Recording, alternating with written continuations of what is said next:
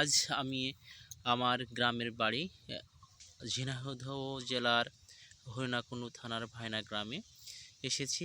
আর আমি সবসময় বিভিন্ন মাঠে এবং বিভিন্ন গাছগাছালি পরিবেশের সাথে মিশতে অনেক পছন্দ করি। আজ আমি এসেছি একদম আমাদের মাঠের ভিতরে, যেখানে ছোটোবেলায় এই ফলগুলো খেতাম। পাকার পরে একটু মিষ্টি এবং ঝাঁঝালো স্বাদ, যা শরীরের জন্য অত্যন্ত উপকার এবং পরিবেশের ভারসাম্য রক্ষা করতে এই গাছের তুলনা অতুলনীয়। আমার এত পছন্দের ফল এটা।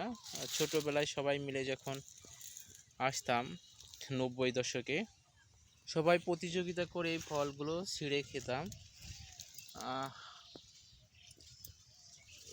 এই ফলগুলো শরীরের জন্য অত্যন্ত পুষ্টিকর এবং স্বাস্থ্যসম্মত খাবার।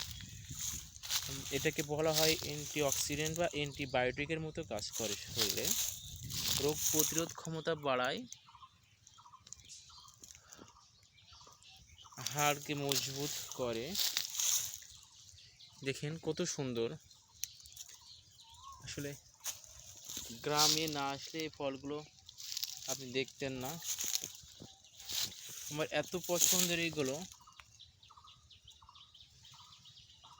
যদি সুযোগ হয় ইনশাল্লাহ আমি নিয়ে যাব। কিন্তু এই ফলগুলো ছেঁড়ার পরে ওইভাবে রাখা যায় না,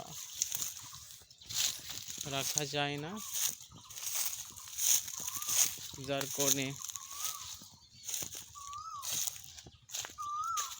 আমি একটা শর্ট ভিডিও করেছি এবং ভিডিওর ডেসক্রিপশনে এই ফলের উপকারিতা, শরীরের জন্য কল্যাণকর, পরিবেশের জন্য সব কিছু ডিটেলস থাকবে।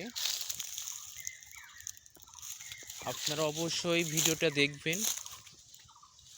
পরিবেশের ভারসাম্য রক্ষা করতে এবং সুস্বাস্থ্যের জন্য এই ফলটা খেয়ে স্বাস্থ্যসম্মত দেহ ও মন গঠন করতে এই ফলের কোনো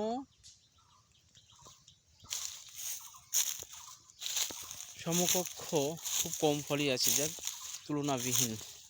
আমি আশা করি আপনারা নতুন নতুন পরিবেশে যাবেন, নতুন নতুন ভিডিও কন্টেন্টগুলো মানুষের সামনে নিয়ে আসবেন, যা দেখে মানুষের উপকার হবে এবং মানুষকে কল্যাণের দিকে ধাবিত করবে।